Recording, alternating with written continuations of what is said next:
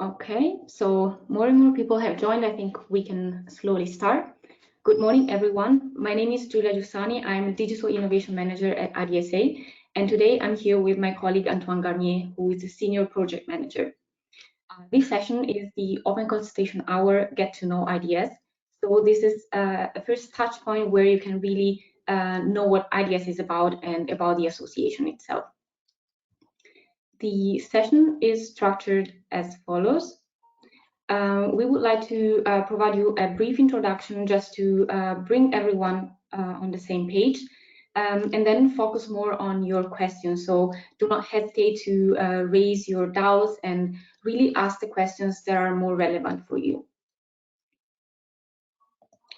But let me first introduce you the association. The International Data Spaces Association is an association that was born in 2016 with the aim of bringing a new standard for data sovereignty. It was born from the research environment, but it's grown a lot. You can see we have more than 120 members. Actually, that's not update, it's 129 at the moment, belonging from 21 countries. And as you can see from the logos, more and more companies also from the industry have joined. And as you will see, this is really a good synergy and interaction to bring IDS to life. The head office of the association is in Dortmund, Germany. But as you can see in this picture, we have spread a lot in Europe. And these companies, these research institutions, really act as the first point of contact for IDS in these different countries. You can see we have VTT in Finland, the Czech Technical University in Prague, Innovalia in Spain, TNO in the Netherlands, Schaeffer in Milan, Institut Mines Telecom in France, CEAT ITI in Greece, and the latest one is the Big Data for Smart Society in Bulgaria. So if you belong to one of these countries, do not hesitate to contact them because they're really well prepared to guide you through the IDS topic in your mother tongue.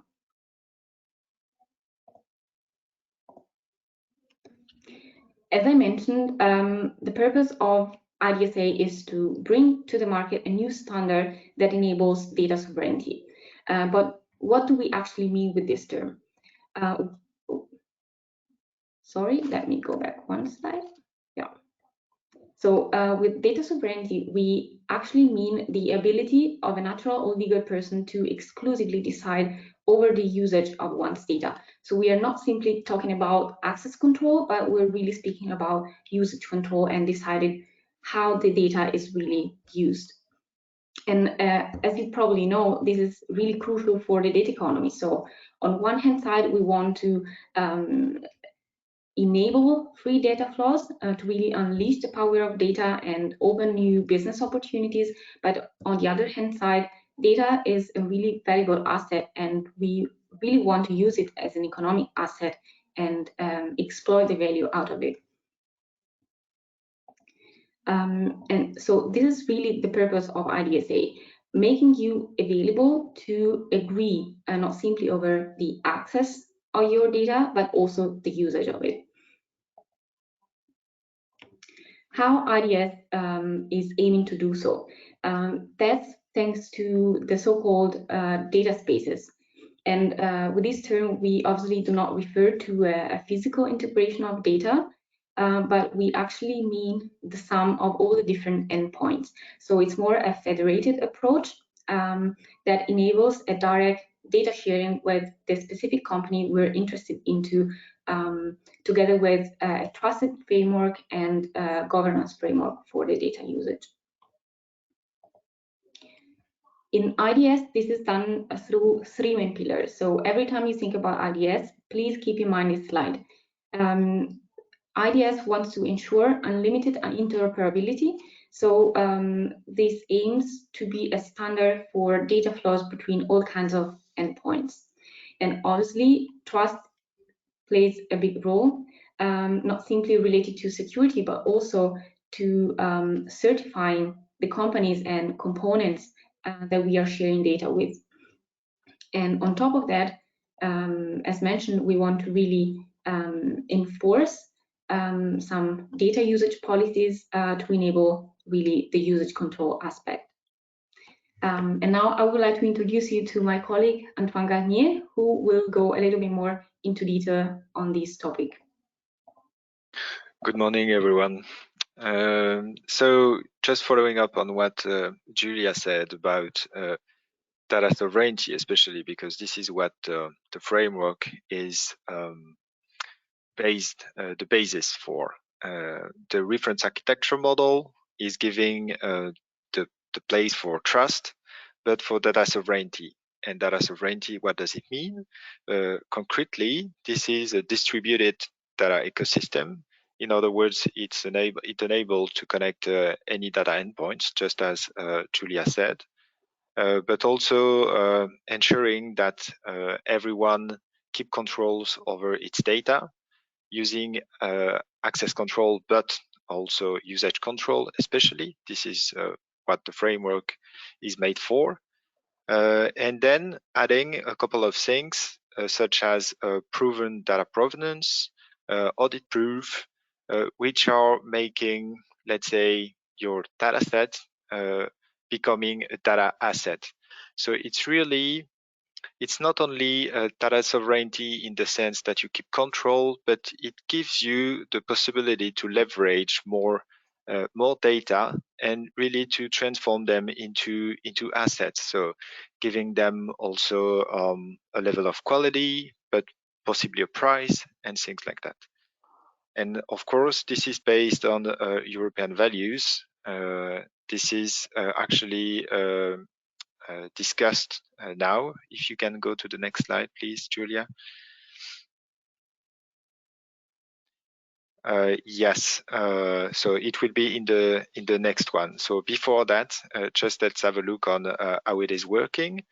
As I said, you can connect every kind of data endpoints, which means using an IDS connector, so the blue dot here, everyone can join an ecosystem and then apply on every data set some usage constraint that will travel with every asset in this ecosystem, so that you keep an eye on how the data is used by the consumer. And for that, there are a couple of conditions as being certified. It comes with the connector thing, and then you use these usage policies so that you ensure that you keep the control over this data. Next slide, please.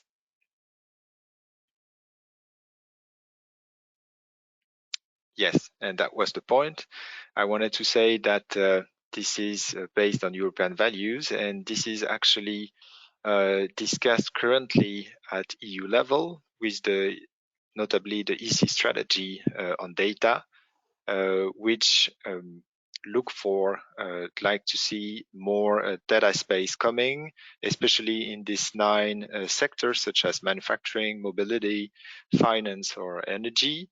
And the idea would be, at least for us, to use IDS framework to make that possible, and even think about cross-domain exchange, because this can be the idea with this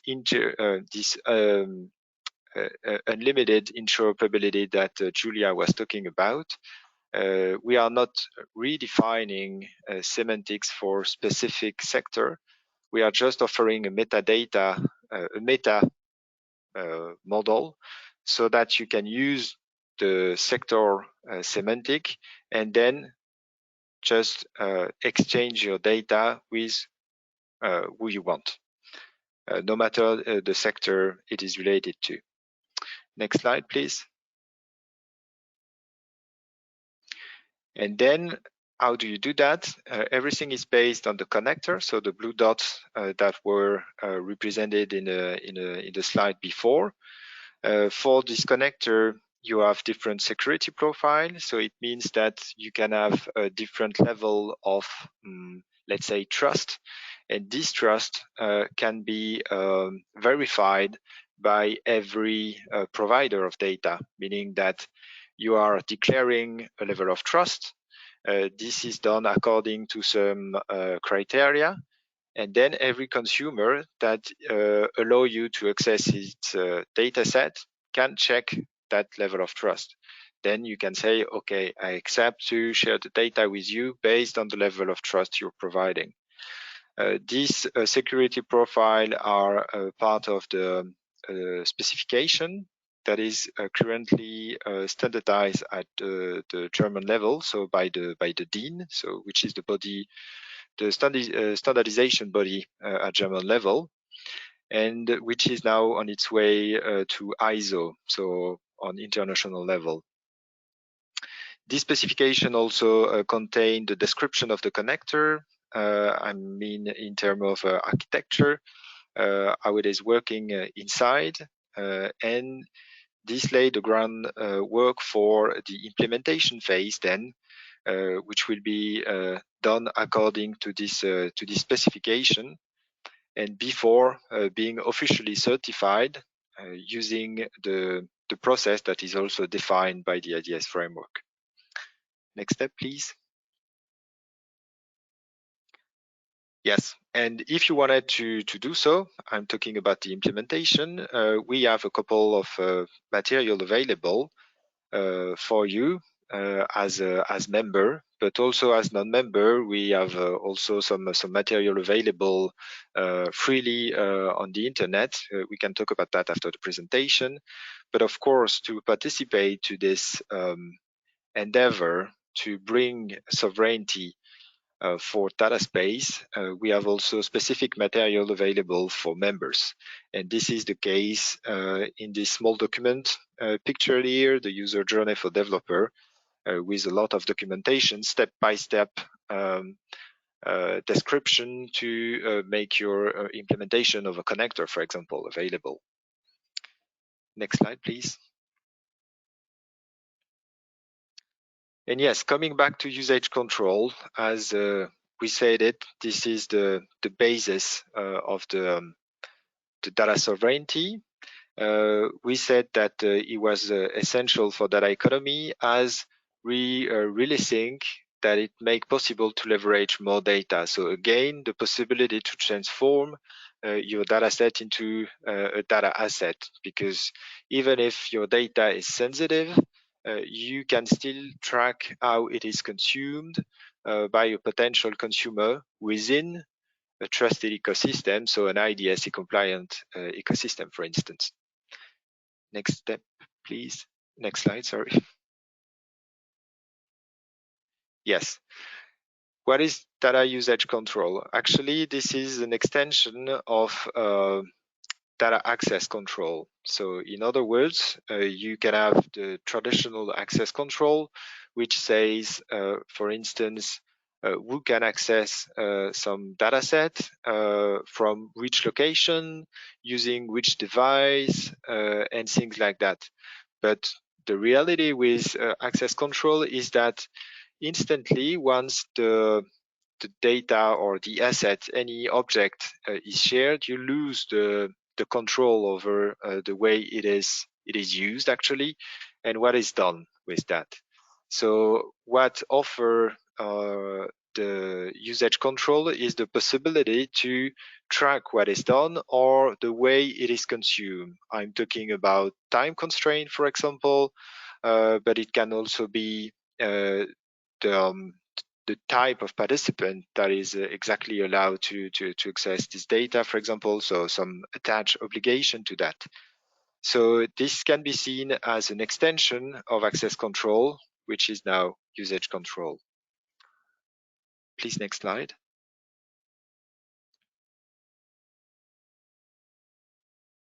And yes, as I just said, and as you can see here on the picture, you have those arrows that are going to the right side of your screen. So on the left side, you can see, let's say, the fine-grained access control with the possibility to say, depending, yes, on the security policy, but also the location or the device, who is allowed to access the data. But once the data is accessed, let's say that you have difficulty to see what's really happened.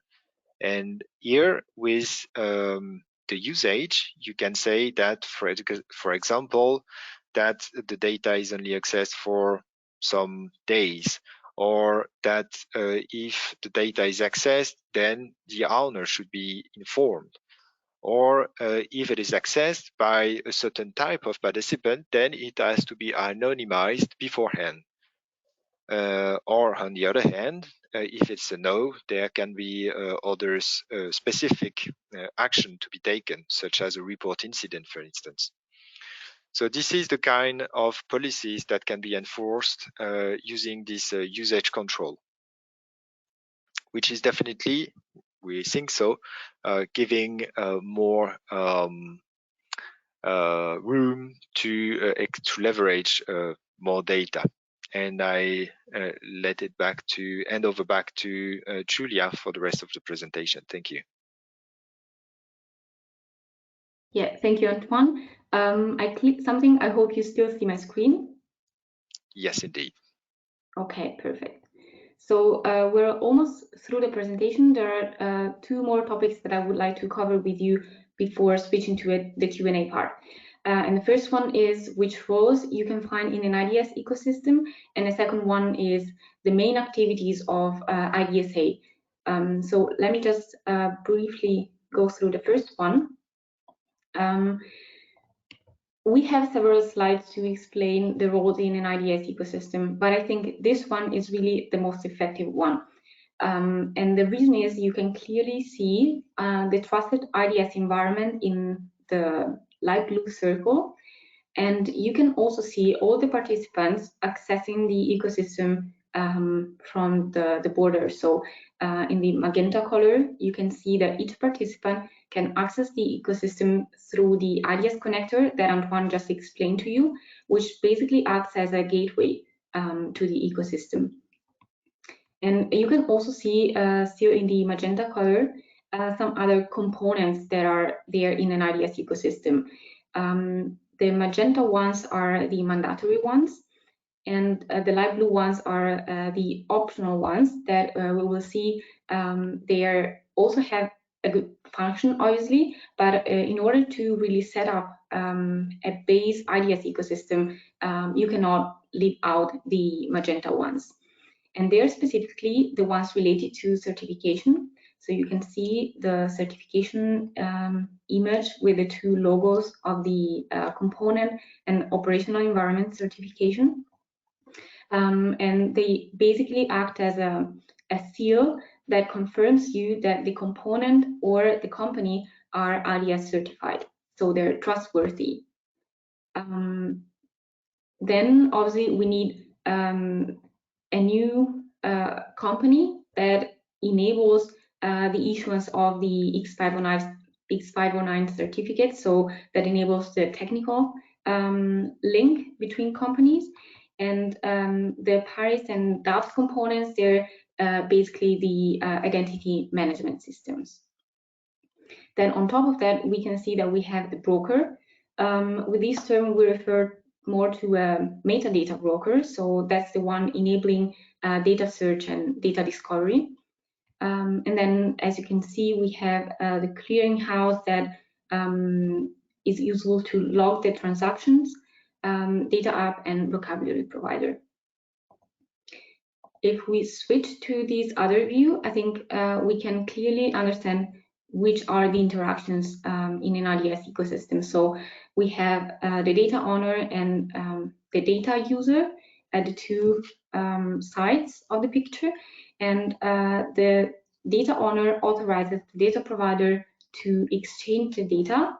The metadata broker enables metadata to be published and searched, obviously, and then we can see all the others participants or bodies like the certification body dealing with certification.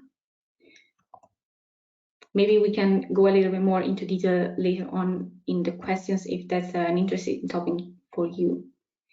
But switching to the last important one, which are the activities that IDSA is dealing with? We can group them into main group of activities.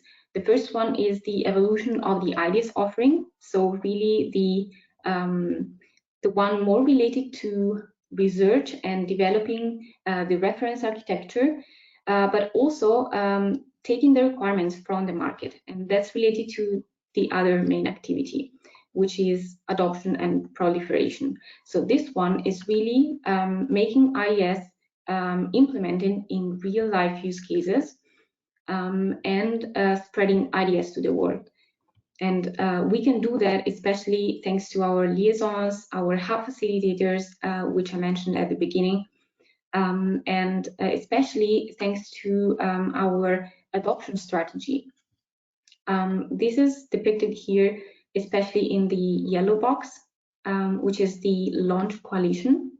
You might have heard of it because that was our main adoption activity last year.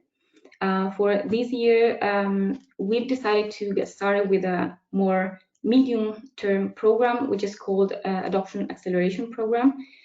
So I'll have to update this slide very soon. And we can talk about it during the Q&A if you're really interested in what's the current state of IDS use cases and how we plan to accompany our members and non-members to having IDS real-life solutions. But what is really interesting here is that the two activities are really interconnected because obviously we want the IDS offering to really meet the market requirements.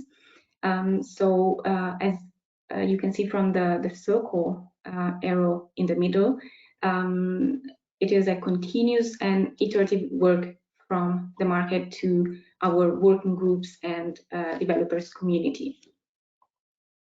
One important point related to the IDS offering, it's one of our most recent publications that's called IDSA Rulebook. You can see it in the bottom part of the activities on the evolution of the offering. And this is basically a very general publication where we cover all the technical, operational and legal aspects of data sharing within IDS. So obviously this is not a very huge document, but it links to other sources like the reference architecture model or the certification scheme. But it really serves the purpose to guide every person to the world of IDS, both related to the technical side, but also to more operational and legal sides, like how to manage a new member that wants to enter the ecosystem, or how to maintain the different version, or how to deal with incident management. That's something that we've started covering in Rulebook version 1, and that obviously we're continuously refining with the evolution of IDS offering. I hope this was clear enough for you to come up with a lot of questions.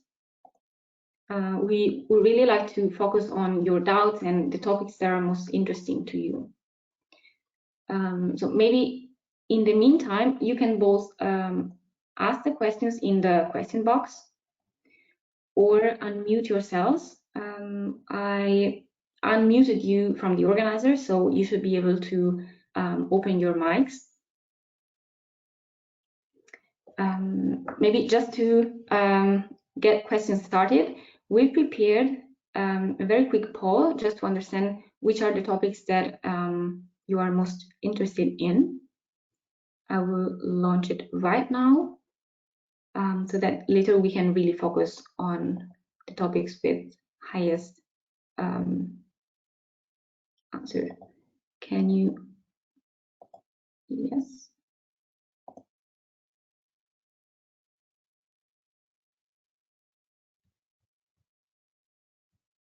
Can you see my screen with the poll? Yes. Okay, perfect. So maybe I'll just wait like 15-20 seconds for you to answer.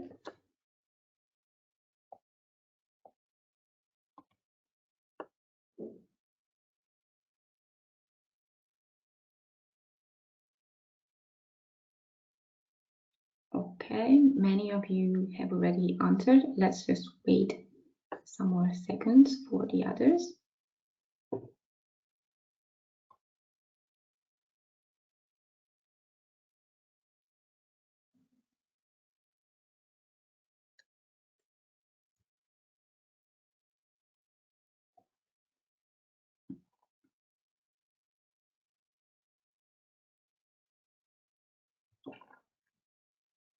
Okay. I am about to close the poll, so if you would like to answer and you haven't already, please do it now.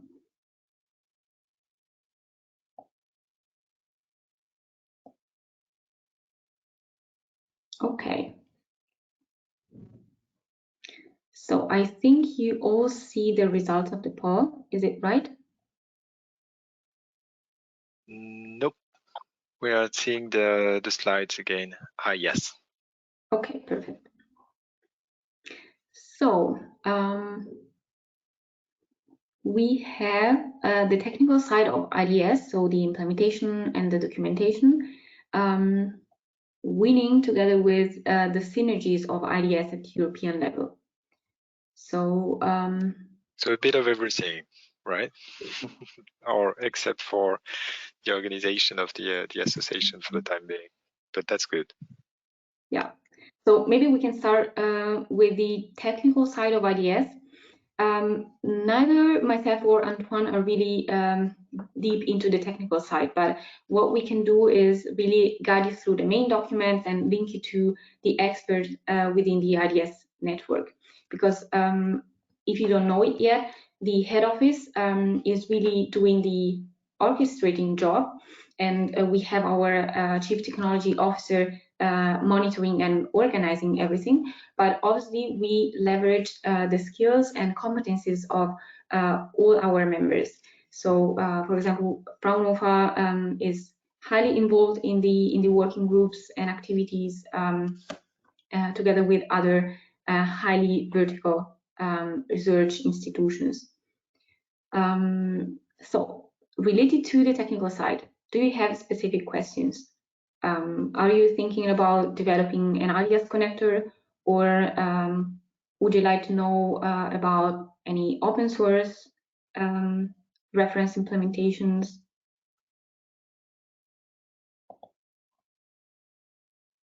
Okay, I can see one question in the chat. Regarding IDS certification for components, it depends on the type of security profile, but it is not clear for me which component is which profile. Okay, yes, certification is related to the different security profiles. For now, we're obviously focusing on component certification for the connector, but already some certification criteria for other components are available, for example, for the broker. You can find all these material on our website, both the specifications of the components and the certification criteria. For getting to know more about the certification process itself, I can find one slide for that. Let me just check.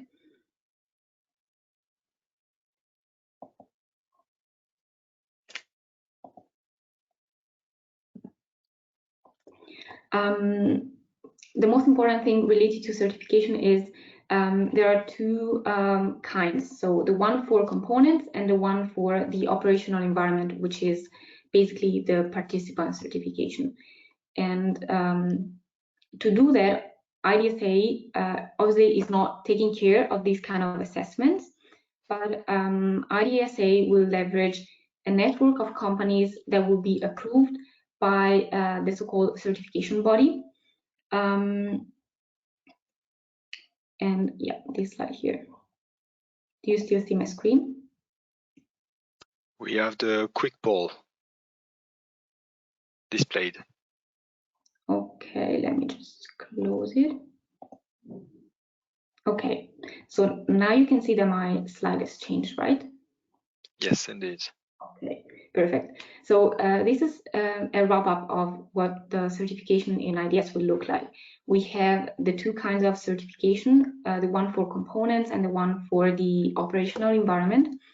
And you can have different security levels and these different kinds of assurance levels. And obviously, so taking the example of the connector, so component certification for the IDS connector, we have the base security profile, trust security profile, and trust plus, which is obviously the one with the highest security level. and who is going to assess and evaluate if you meet these kind of security requirements. This will be done by the so-called evaluation facilities that you can see in the right part of the slide. These evaluation facilities are obviously companies that are experts and that are approved by the so-called certification body that I just mentioned, which is a third party that is assuring the quality of the evaluation. For now, IDSA is taking on this role, but this is not foreseen for the long term. Obviously, we want to get certification started, so IDSA is managing all the administrative part to have a small group of people collaborating with some external experts to be able to evaluate the evaluation facilities and approve them so that they can perform these assessments on components and operational environments. I think I can, sorry, No, please go ahead. I think I can add something. If I can share my screen now, make another. Yeah. Okay. Show my screen. That's great. So just to add to what you said, this is kind of the same. You are able to see my screen, right? Yeah. With the certification process. So as you can see, and I think this is what the question also was referring to, in the sense that you have the different component on the left side of the table, and then you have the different level of assurance. And actually, the security profile, they are referring to, as far as I know, to the component. And the only thing that we currently have in terms of certification for the different components are related to the operational environment. So who is providing such component? In other words, the security profile are, as I'm aware of, related to the connector for the time being. They are not referring to the component themselves, the broker, for example, or the app store. This is the operational environment here with the different level of assurance. So entry level is the self-assessment. Member level is, of course, becoming a member of the association, and central level is coming with additional security requirements for especially the most sensitive components, such as clearinghouse and identity provider. So yeah, that's what I wanted to add here.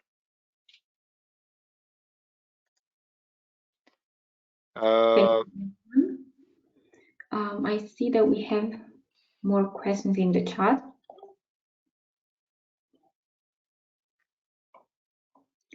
The suitable cybersecurity method, along with the lines of data source inventory, data protection, FAIR principles, sensitivity, and risk management are interesting.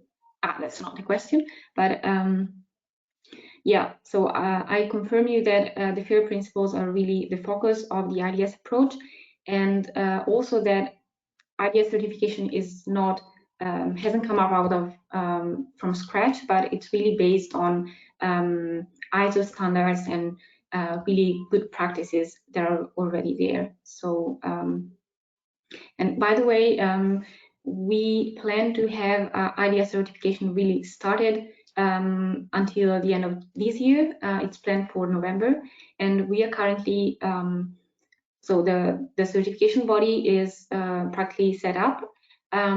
We are now focusing on some technical aspects that are missing. So we'll finalize the test beds and test profiles to enable the real assessment from the evaluation facilities. So this is something that is proceeding at high speed. It's one of our priorities at the moment. together also with the setup of the open source community. Maybe just to give you some more information on this other topic, we are currently doing a step-by-step approach, obviously, to end up with a real IDS open source community. You can find already some reference implementations on our GitHub. Please keep in mind there's not that much content at the moment, or you can find a lot of content, especially in the draft branch, but more and more content will be added in the coming weeks. So a lot of news and improvements are being done so that all the reference implementations are collected in one place, and you can find also all the specification documents in one section of the GitHub, which is called IDSG. Please also give a look to that if you are interested in implementing IDS. You can find for sure the information model of IDS, which is basically the semantic language on a very general level, as Antoine already mentioned. So we are not going deep into the details of the domain-specific vocabularies, but we really want to enable the semantic interoperability. Are there other questions? Yes, at least there are one. I can see this question: how can I determine my component is basic or trust plus profile component? Actually, there are two criteria catalog that you can use and that are available upon request, if I'm not wrong, on the website, so that you can assess this specificity, I mean these security profiles. So I just shared the URL for that so that you can send a request to get access to this criteria catalog so that you can see, at least doing a self-assessment, which are the criteria either to be basic or trust plus.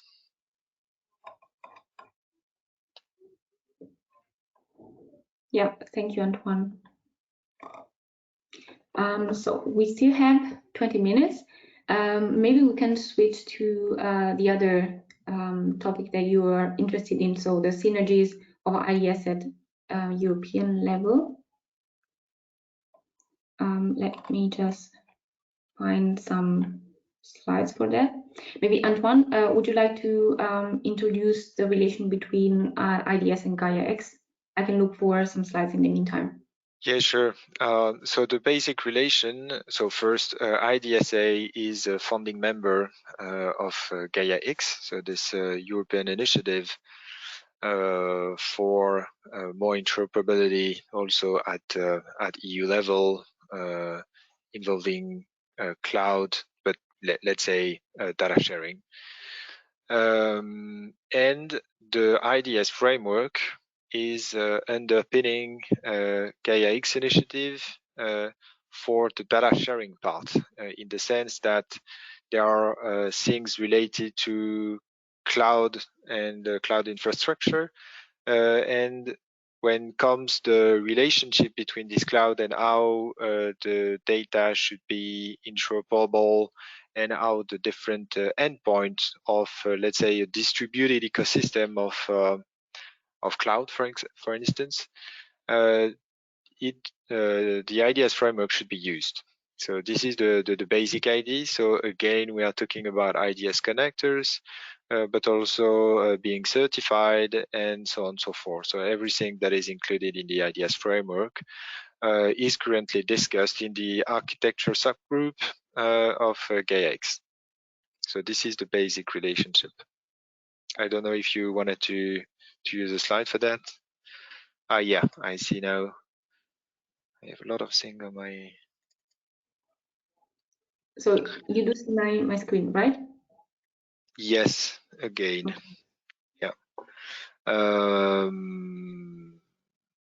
And what can be added here is yes, maybe something also. It's now more and more close to the EU's data strategy on data, in the sense that this strategy is calling for more data spaces, and this is exactly what Gaia-X is intended to do. And you can also find some reference to Gaia-X now directly into the work program for the next EU research programs, or I'm talking about Horizon Europe, but also Digital Europe. So this endeavor toward a more, let's say, fair and open data sharing at EU level is definitely going in the same sense that Gaia-X is going. Yeah, thank you, Antoine. Maybe I can add something here, because I see we have a specific question on Gaia-X, which is to join the Gaia-X world, should I join both Gaia-X Alliance and IDS Association? Does joining Gaia-X mean joining IDSA automatically? So the answer to this last question is no. Obviously, these are two separate initiatives, which of course have a lot of synergies. And as Antoine mentioned, we are highly involved into the different working groups in Gaia. And as you can see from this slide, IDS can bring a lot of value to speed up the work in Gaia-X. Maybe just to clarify the distinction, because I see also on LinkedIn that there's a lot of confusion on what's the difference between IDS and Gaia-X. So as Antoine mentioned in the previous slide, let's see if I can go back here. Yeah. IDS is really dealing with the data sharing infrastructure of real-time data, while Gaia-X is really focused on the cloud approach and aims to bring a federation of cloud providers to the market. And IDS is one important part of that for this infrastructure layer. I fear I don't have the Gaia-X slide with the X graph, which shows the infrastructure part and the different branches. But I think that if you keep in mind IDS for the real-time data and that part of infrastructure, and Gaia-X as federation of cloud providers, you are really good to go and to learn more about both. Maybe if you would like to go more in depth into the topic, you can check out these recent publications of ours. That's a position paper, and it really clarifies the distinction of Gaia-X and IDS. That's highly recommended. And I can also, I've also prepared here some links to 3 live sessions that we've done in the past months. So if you prefer not to read, but to really listen to us explain this kind of topic, we have the first live session, which is really on Gaia-X and its relationship with IDS. Then we had one on how IDS enables businesses to benefit from Gaia-X. And the last one is really focused on how IDS accelerates Gaia. So you can find these videos on YouTube, but there's a direct link on our webpage in the live session section. And if you go there, in the bottom, you will find the link to our recordings. I can also point you to that in 1 second. Maybe to add a short thing on that, I think that if you wanted to picture really simply the difference between Gaia-X and IDSA, and what is interesting to go in one organization or another, if you want to influence, to be part of the definition of the standard for data sharing, well, your place is among the members of the IDS association. If on the contrary, you want to use, so have the benefit of using this standard, and you are only interested into that, and make more with your data, and finding also partners and different offers to build your use case. This is more on the side of Gaia X. So yeah, maybe the short story to picture the difference between the two of them.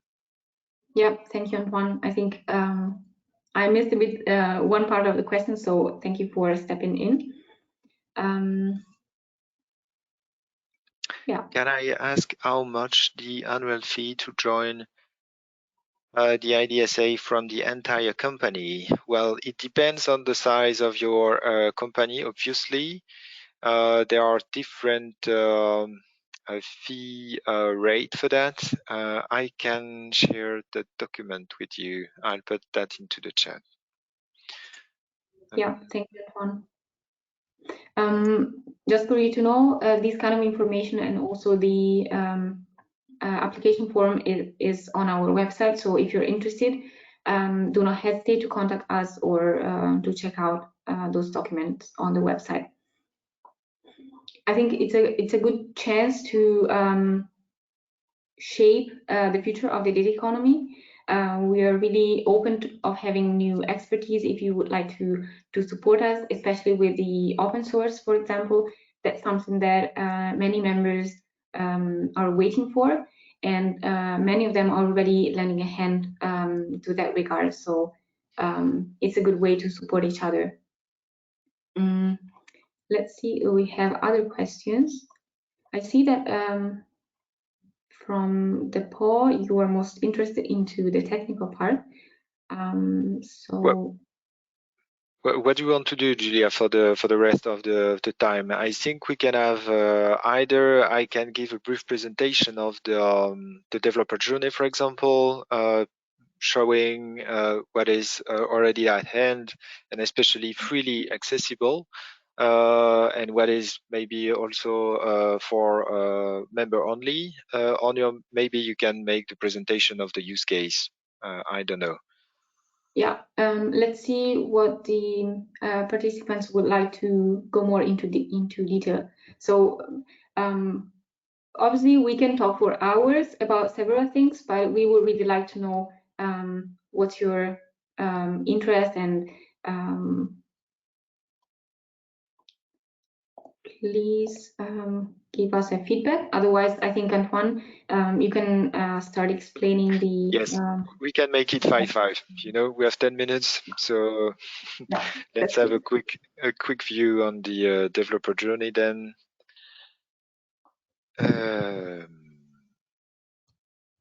So I'll be the presenter again. Okay, we can see your screen. Great, and now it's full screen, I guess. So very briefly, just to let you know what is at end. I won't go into too much detail here in this blank white lines, because there are more service and most of them are either paid services or for members, and we are also more interested into documentation right now. So talking about documentation and also to make your way into IDS and what it is really about, of course, we have the reference architecture model, which is really the, let's say, the overarching document on what we are doing here. You can find it easily on our publication section on the website. Giulia already introduced the rulebook. So let's say that the reference architecture model is definitely the reference, and then the rulebook is the more applied way to get in and build your ecosystem. So these are two very important documents. Then most important document, yeah, well, this is referring to a couple of document section actually, which is on our website. The glossary is also available there. The certification scheme. So there is a paper for that, and also the criteria catalog that I just added into the chat. to see what are the security profile you can have in an IDS compliant ecosystem.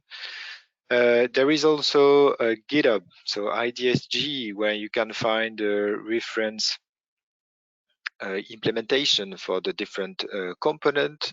As Giulia said, more and more content are currently added. You have connectors implementation available there. There are also broker implementation there, as far as I know. I think there is also a clearinghouse. And shortly will come also identity providing system implementation. So this is on its way. There is also the DIN spec, which is, I think, accessible upon request on our website. And then, yeah, a couple of other things that, as you can see, are still to be done. They are on our, let's say, roadmap. If I was going into a bit more detail, so what is accessible for member only, there are some documents about communication and how works the relationship between two connectors and how it should be handled. Everything is described into the IDS Handshake and IDS Communication Guide that are available on our internal tool Jive. There is also a developer community and a starter kit. So basically a couple of URL and steps to set up your basic environment. So I'm talking about the connector. And you have also different things that are available as videos, such as the live session, such as the one we are currently doing. There are a lot available on YouTube. And yeah, more generally speaking, there is this YouTube channel where you can find a lot of seminars. So IDS seminars, there is one on the reference architecture model. There is another one on certification. There is one on information model. So there is a lot of things that goes in much more detail to the different part of the IDS framework, and also maybe some tutorial. So this is it on my side for the journey for developers. Do we still have time? Yeah. I see that we have just a few minutes, so I think it's good if we go towards the conclusion. I will share my last slides. Do you still see my screen? Yes. Yeah, perfect. So to conclude, I would like to point you to some interesting sessions that we will offer. The first one is obviously the IDSA exhibiting at the Hanover Messe. Then we will have a live session, data spaces dialogue, and that will be focused on rulebooks as success factors for data spaces, also in April. And in June, so far in time, but really important milestone for us, that's the IDSA Summit. So stay tuned for that. And if you would like to have a better insight on what will happen during the Hannover Messe, here you can see 3 important touch points that we will have. So we will have several guests from our companies, IDSA members, so TNO, Deutsche Telekom and Atos. And you can see here the exact topics and time slots. You can find all the information obviously on our website if you would like to check them out and register. So I would like to thank you very much for participating to our session together with us today. We hope that you are also convinced that sharing data is better than playing alone. So if you would like to get more involved, learn more about the benefits that IDS can bring to your organization, it could be developing an IDS connector, it could be supporting the creation of an IDS-based use case, but multiple others. Please do not hesitate to contact us. We will be very happy to guide you through and to also make you network with experts in our IDS ecosystem. Here you can see our email addresses. You can also contact us on LinkedIn if you prefer, but just do not hesitate to contact us for any doubt or question you might have. Thanks a lot again for joining us today, and let's keep in touch. Have a nice day. Thank you, everyone. Thank you for joining today. Bye-bye.